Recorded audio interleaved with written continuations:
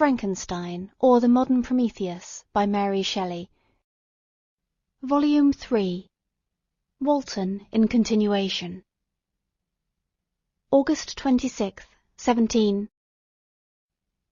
You have read this strange and terrific story, Margaret, and do you not feel your blood congeal with horror like that which even now curdles mine?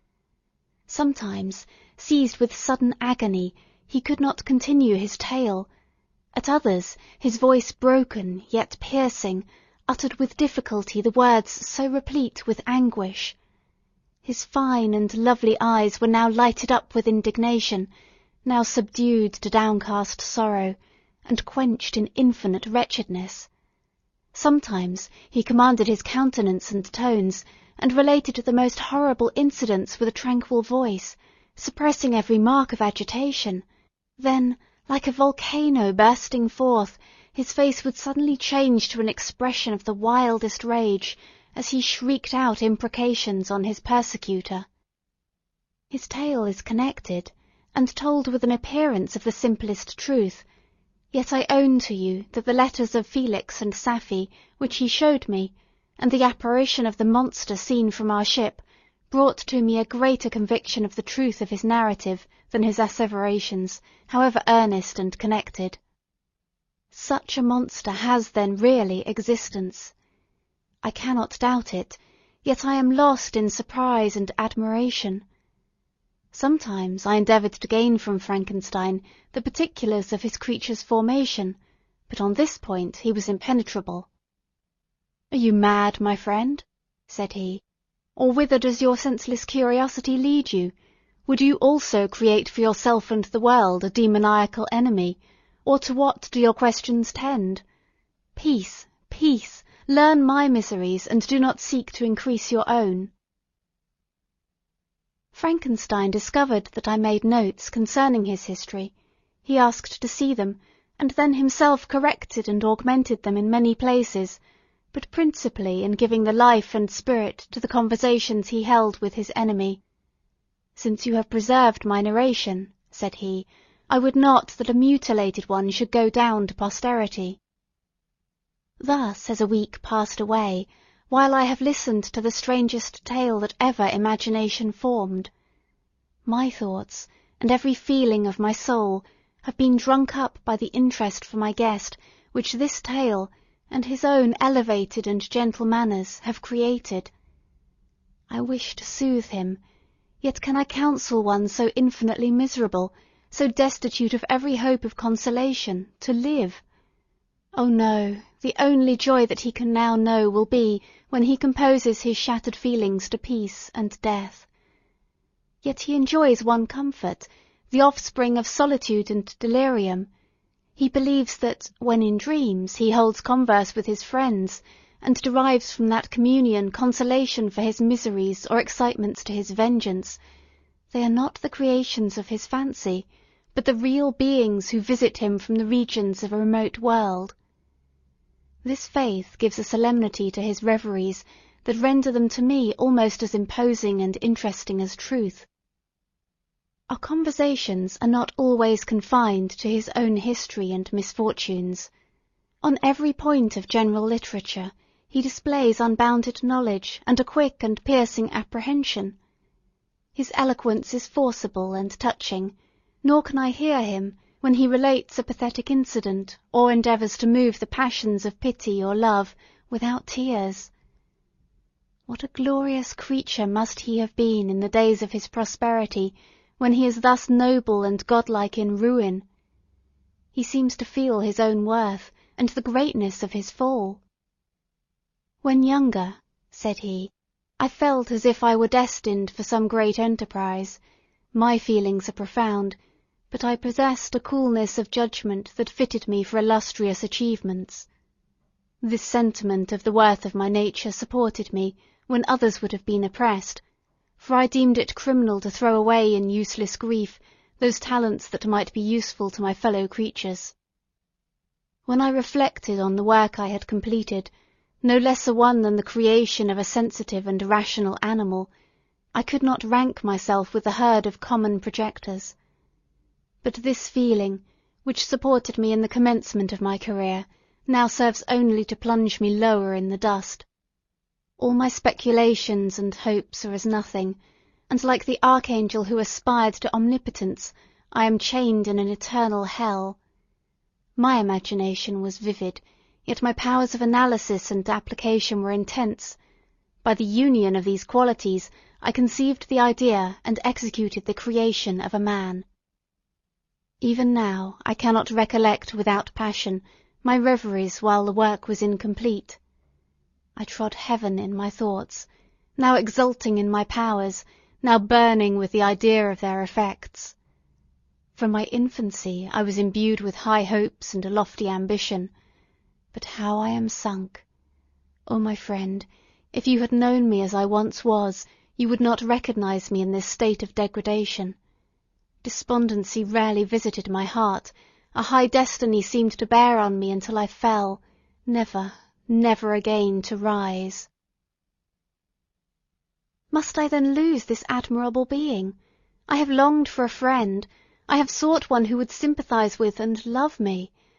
Behold, on these desert seas I have found such a one, but I fear I have gained him only to know his value and lose him. I would reconcile him to life, but he repulses the idea. I thank you, Walton, he said, for your kind intentions towards so miserable a wretch, but when you speak of new ties and fresh affections, think you that any can replace those who are gone? Can any man be to me as Clerval was, or any woman another Elizabeth? Even where the affections are not strongly moved by any superior excellence, the companions of our childhood always possess a certain power over our minds, which hardly any later friend can obtain. They know our infantile dispositions, which, however they may be afterwards modified, are never eradicated, and they can judge of our actions with more certain conclusions as to the integrity of our motives. A sister or a brother can never, unless indeed such symptoms have been shown early, suspect the other of fraud or false dealing, when another friend, however strongly he may be attached, may, in spite of himself, be invaded with suspicion. But I enjoyed friends, dear not only through habit and association, but from their own merits, and wherever I am, the soothing voice of my Elizabeth and the conversation of Clerval will be ever whispered in my ear. They are dead, and but one feeling in such a solitude can persuade me to preserve my life. If I were engaged in any high undertaking or design, fraught with extensive utility to my fellow creatures, then could I live to fulfil it. But such is not my destiny. I must pursue and destroy the being to whom I gave existence, then my lot on earth will be fulfilled, and I may die. September 2nd. My beloved sister, I write to you encompassed by peril and ignorant whether I am ever doomed to see again dear England and the dearer friends that inhabit it. I am surrounded by mountains of ice which admit of no escape and threaten every moment to crush my vessel. The brave fellows whom I have persuaded to be my companions look towards me for aid, but I have none to bestow. There is something terribly appalling in our situation, yet my courage and hopes do not desert me. We may survive, and if we do not, I will repeat the lessons of Seneca, and die with a good heart. Yet what, Margaret, will be the state of your mind? You will not hear of my destruction, and you will anxiously await my return. Years will pass, and you will have visitings of despair, and yet be tortured by hope. Oh, my beloved sister, the sickening failings of your heartfelt expectations are, in prospect, more terrible to me than my own death. But you have a husband, and lovely children, you may be happy. Heaven bless you and make you so. My unfortunate guest regards me with the tenderest compassion. He endeavours to fill me with hope, and talks as if life were a possession which he valued. He reminds me how often the same accidents have happened to other navigators who have attempted this sea, and in spite of myself he fills me with cheerful auguries.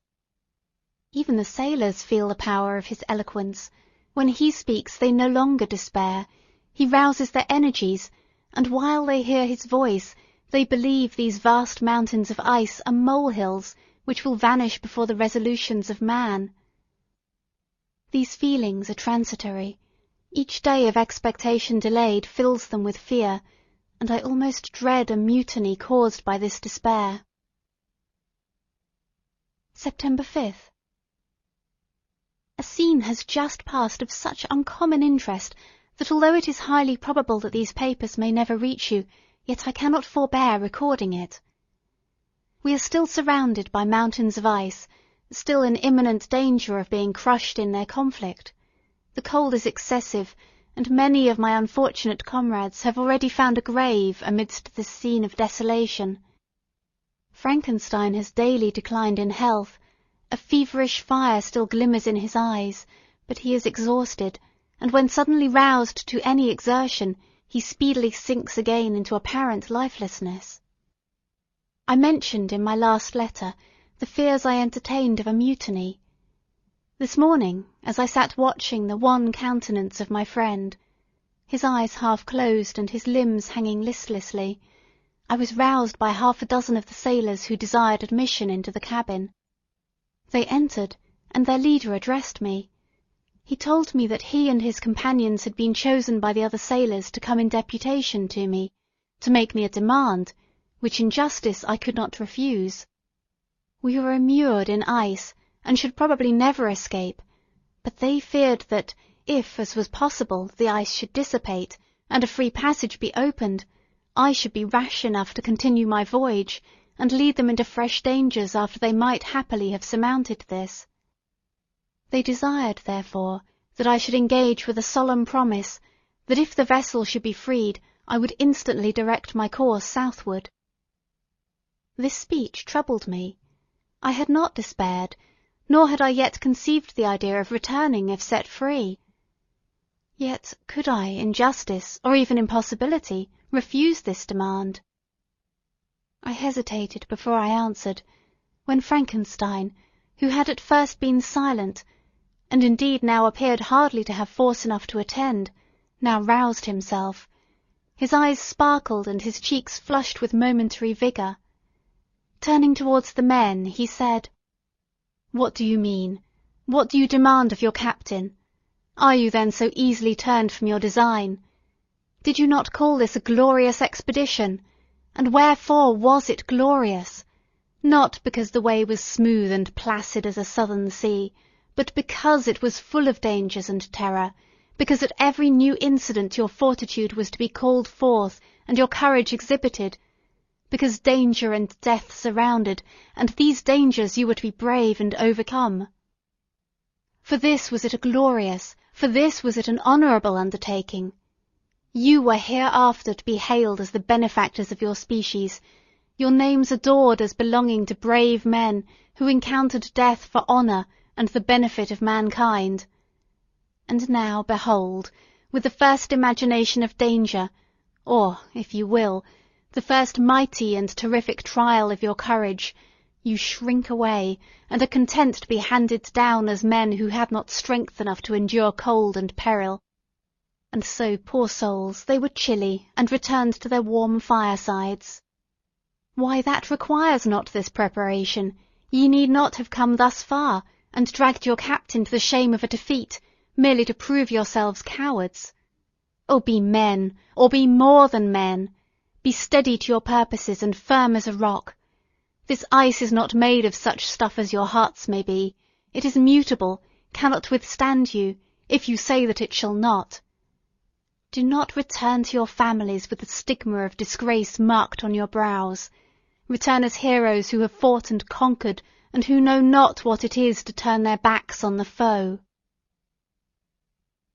He spoke this with a voice so modulated to the different feelings expressed in his speech, with an eye so full of lofty design and heroism, that can you wonder that these men were moved? They looked at one another, and were unable to reply. I spoke. I told them to retire and consider of what had been said, that I would not lead them further north if they strenuously desired the contrary, but that I hoped that, with reflection, their courage would return.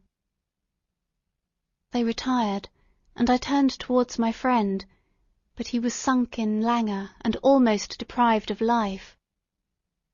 How all this will terminate I know not, but I had rather die than return shamefully, my purpose unfulfilled. Yet I fear such will be my fate. The men unsupported by ideas of glory and honour can never willingly continue to endure their present hardships. September 7th. The die is cast. I have consented to return if we are not destroyed. Thus are my hopes blasted by cowardice and indecision. I come back ignorant and disappointed. It requires more philosophy than I possess to bear this injustice with patience. September 12th. It is past. I am returning to England. I have lost my hopes of utility and glory.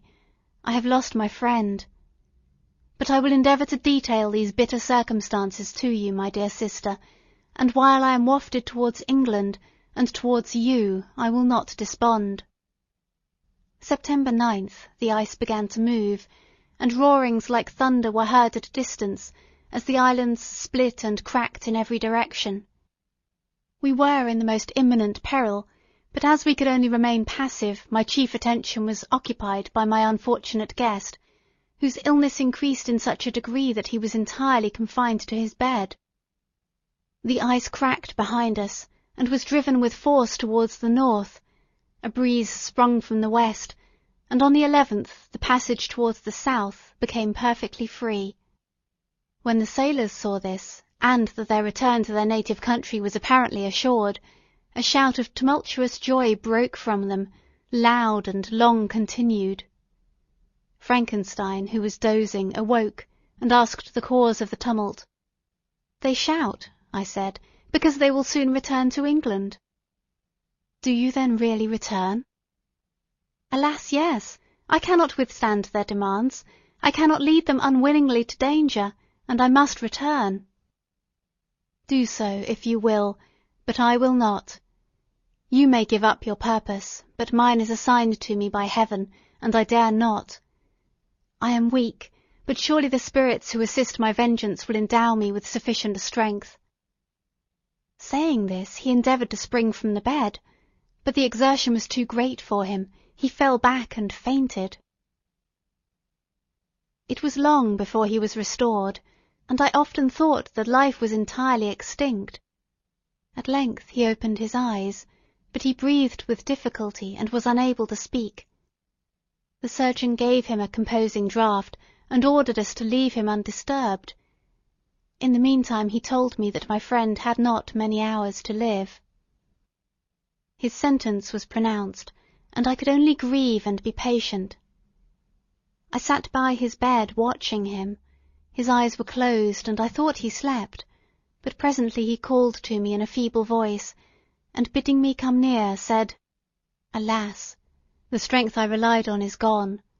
I feel that I shall soon die, and he, my enemy and persecutor, may still be in being.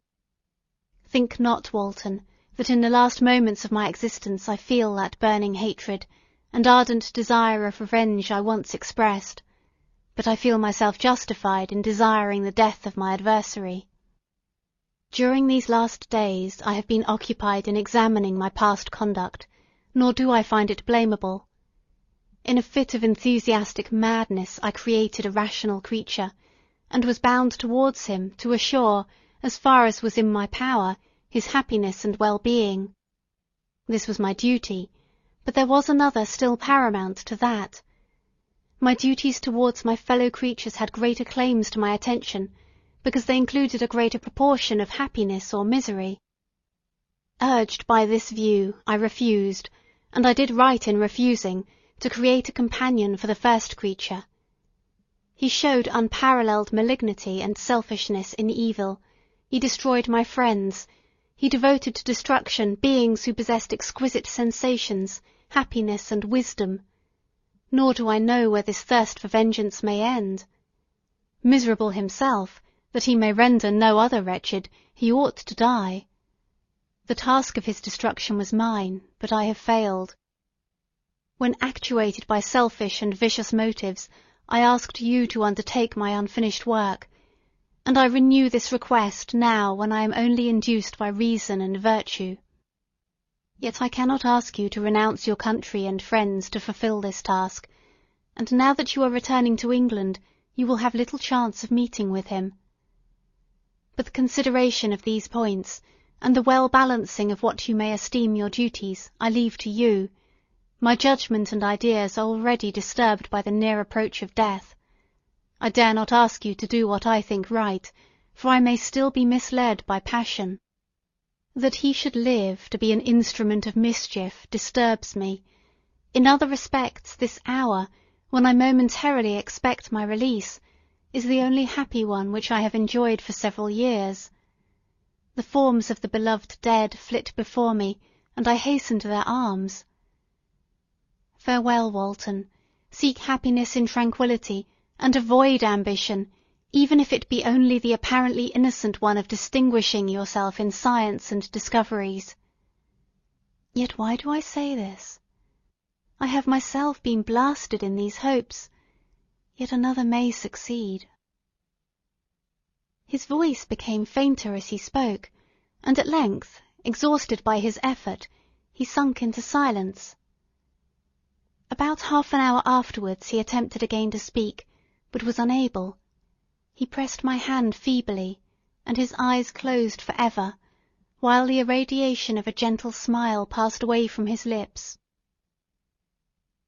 Margaret, what comment can I make on the untimely extinction of this glorious spirit? What can I say that will enable you to understand the depth of my sorrow? All that I should express would be inadequate and feeble.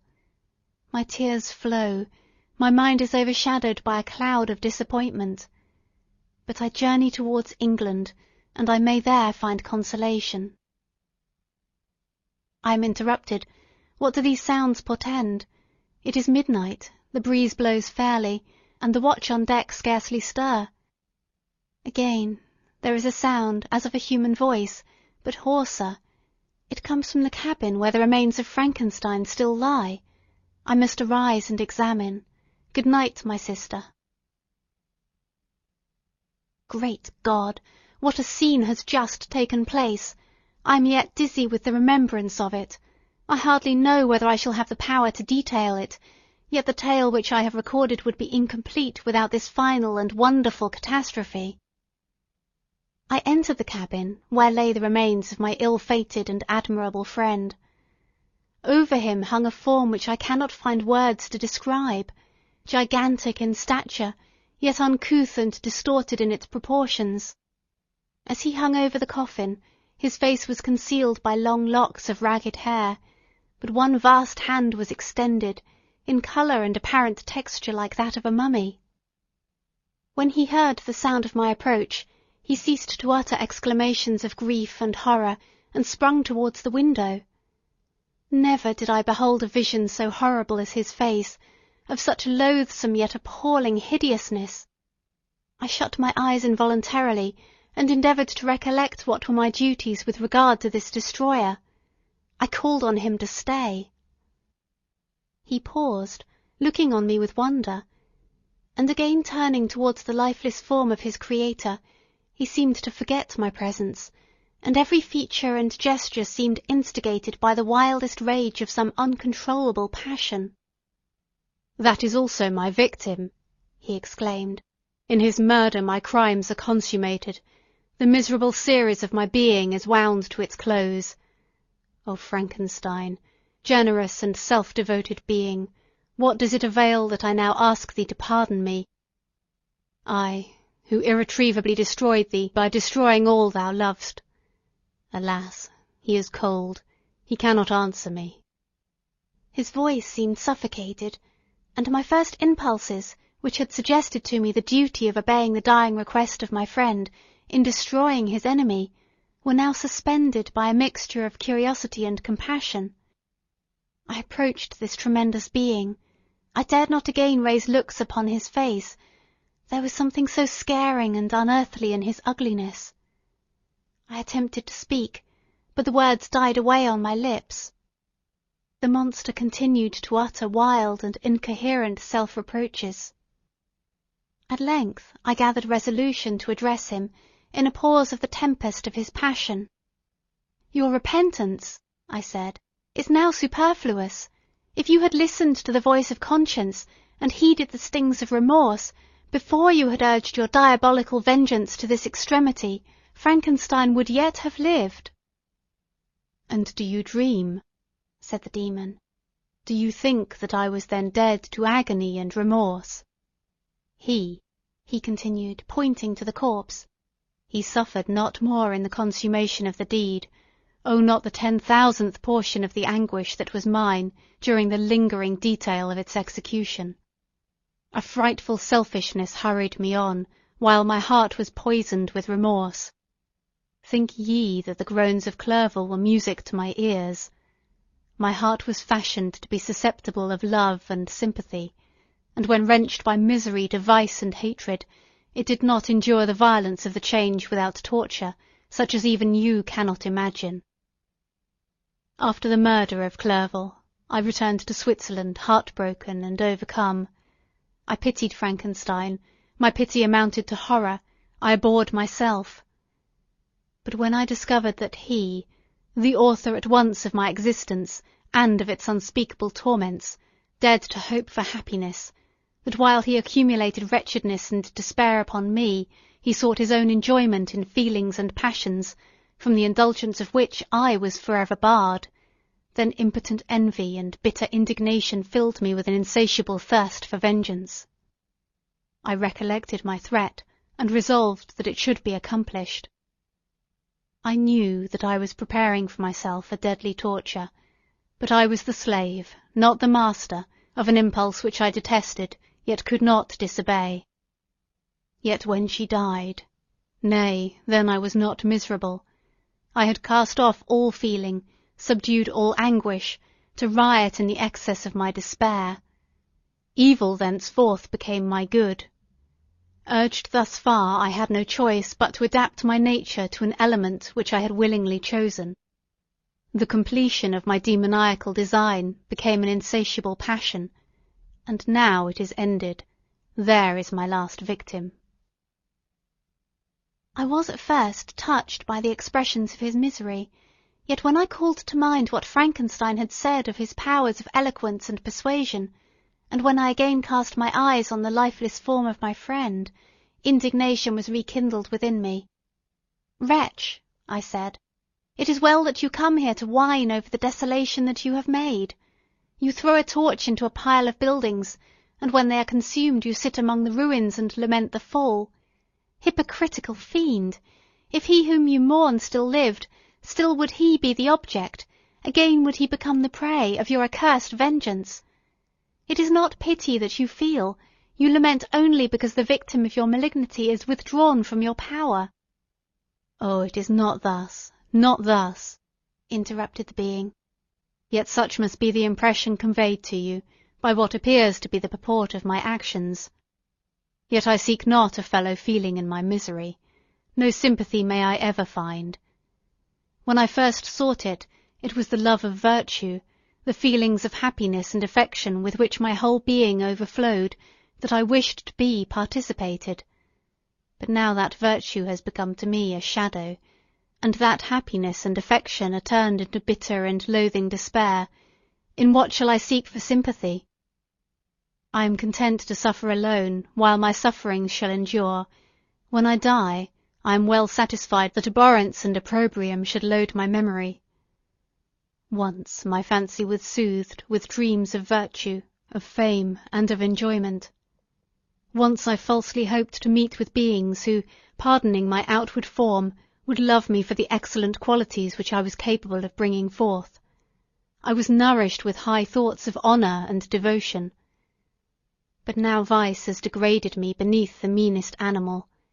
No crime, no mischief, no malignity, no misery can be found comparable to mine. When I call over the frightful catalogue of my deeds, I cannot believe that I am he whose thoughts were once filled with sublime and transcendent visions of the beauty and the majesty of goodness. But it is even so. The fallen angel becomes a malignant devil. Yet even that enemy of God and man had friends and associates in his desolation. I am alone. You, who call Frankenstein your friend, seem to have a knowledge of my crimes and his misfortunes. But in the detail which he gave you of them, he could not sum up the hours and months of misery which I endured, wasting in impotent passions. For whilst I destroyed his hopes, I did not satisfy my own desires. They were forever ardent and craving, still I desired love and fellowship, and I was still spurned. Was there no injustice in this? Am I to be thought the only criminal when all humankind sinned against me? Why do you not hate Felix, who drove his friend from his door with contumely? Why do you not execrate the rustic who sought to destroy the saviour of his child? Nay, these are virtuous and immaculate beings. I, the miserable and abandoned, am an abortion, to be spurned and kicked at and trampled on. Even now my blood boils at the recollection of this injustice. But it is true that I am a wretch. I have murdered the lovely and the helpless. I have strangled the innocent as they slept, and grasped to death his throat who never injured me or any other living being. I have devoted my Creator, the select specimen of all that is worthy of love and admiration among men, to misery. I have pursued him to even that irremediable ruin.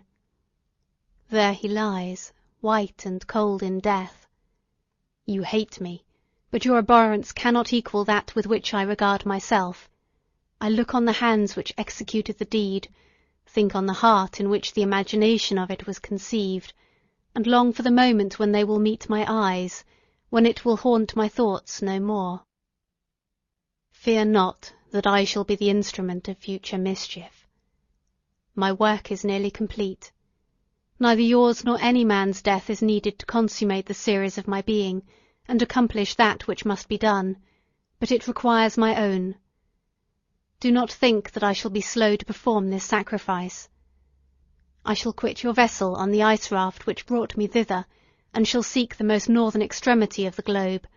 I shall collect my funeral pile, and consume to ashes this miserable frame, that its remains may afford no light to any curious and unhallowed wretch who would create such another as I have been. I shall die. I shall no longer feel the agonies which now consume me, or be the prey of feelings unsatisfied yet unquenched.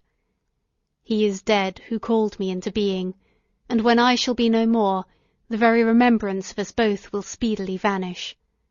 I shall no longer see the sun or stars, or feel the winds play on my cheeks. Light, feeling, and sense will pass away, and in this condition must I find my happiness. Some years ago, when the images which this world affords first opened upon me, when I felt the cheering warmth of summer, and heard the rustling of the leaves and the chirping of the birds, and these were all to me, I should have wept to die. Now it is my only consolation. Polluted by crimes and torn by the bitterest remorse, where can I find rest but in death? Farewell, I leave you, and in you the last of humankind whom these eyes will ever behold.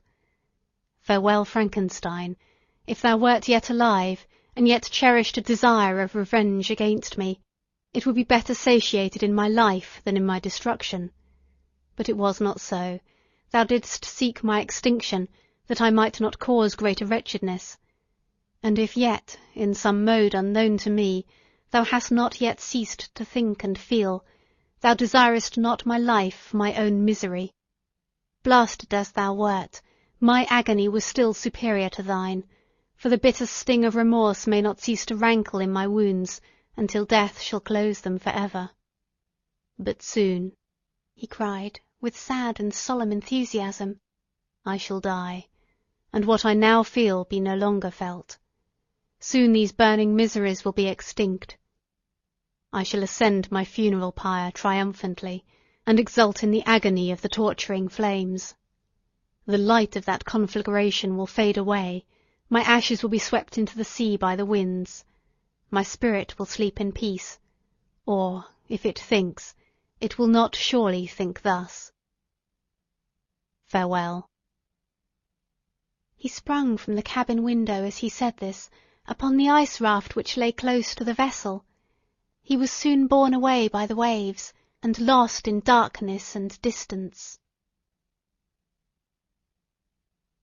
End of Frankenstein, or The Modern Prometheus, by Mary Shelley.